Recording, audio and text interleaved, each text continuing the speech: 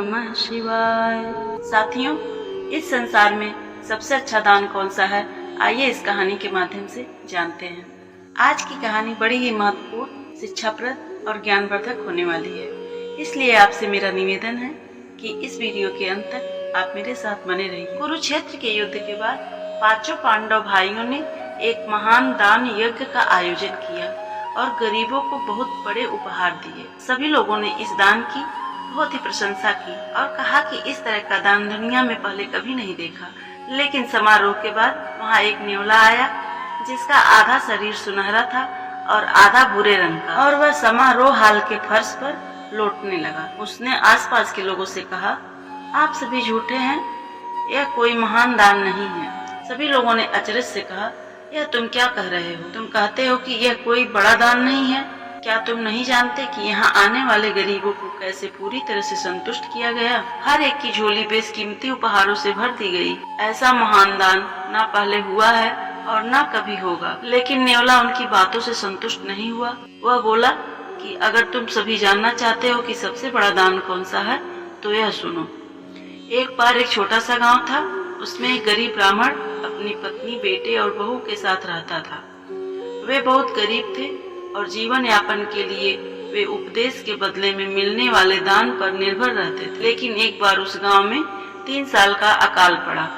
गरीब ब्राह्मण के परिवार का निर्वाह होना बहुत कठिन हो गया। अंत में गरीब ब्राह्मण बड़ी मुश्किल से, भूख से बिलखते अपने परिवार के लिए कहीं से जौ का आटा ले आया। बिना किसी देरी के परिवार ने इससे रोटियां तैयार की।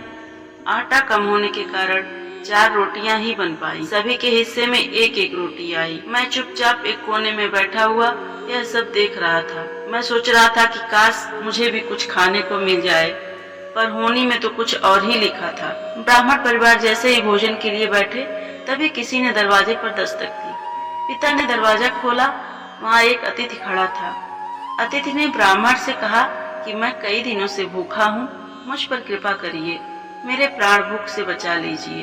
अतिथि को भगवान का दर्जा देने वाला ब्राह्मण फौरन बोला, आपका स्वागत है, कृपया आप स्थान ग्रहण कीजिए, मैं अभी आपको भोजन कराता हूँ।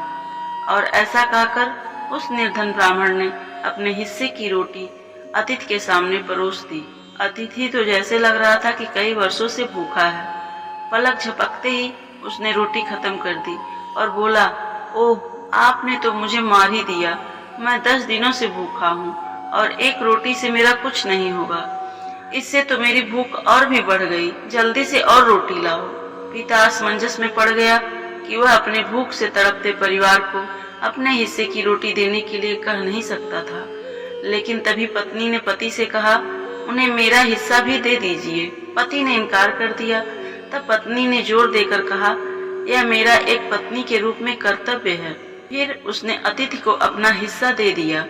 उसे खाने के बाद अतिथि और रोटियां मांगने लगा। इस बार बेटा आगे बढ़ा और यह बोलते हुए अपनी रोटी अतिथि को परोस दी कि यह एक बेटे का कर्तव्य है कि वह अपने पिता की सम्मान रखने में कोई कसर न छोड़े।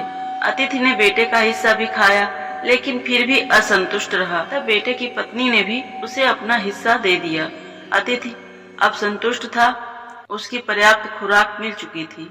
वह उन्हें आशीर्वाद दिया और वहां से चला गया। लेकिन अतिथि के जाने के कुछ देर बाद ही उन चारों अभागों की भूखमरी से मौत हो गई। फिर नेवला आगे बोला, सुनो, उन चारों को मरा देखकर मैं वहां से घबरा कर भागा। तभी मेरे शरीर का कुछ भाग जमीन पर गिरे आटों के कड़ों से छू गया और जैसा कि आप देख सकते हैं, तभी से मेरा आधा शरीर सुनहरा हो गया। तब से मैं पूरे देश का भ्रमण कर रहा हूँ कि कहीं तो मुझे उस तरह का एक और महान दान देखने को मिल जाए और वहाँ की पवित्र भूमि पर लौटकर मैं अपना बाकी का शरीर भी सोने में बदल सकूं। लेकिन अब तक मुझे उस उच्च कोटि का दान देखने को नहीं मिला। इसलिए मैं कहता हूँ कि यह कोई महान दान नहीं है। आपसे निवेदन है कि मेरे चैनल को सब्सक्राइब करें, वीडियो को लाइक करें, शेयर करें, जिससे मैं अपनी कहानी के माध्यम से आपके जीवन के नैतिक मूल्यों के विकास में सहयोग कर सकूं। हर हर महादेव।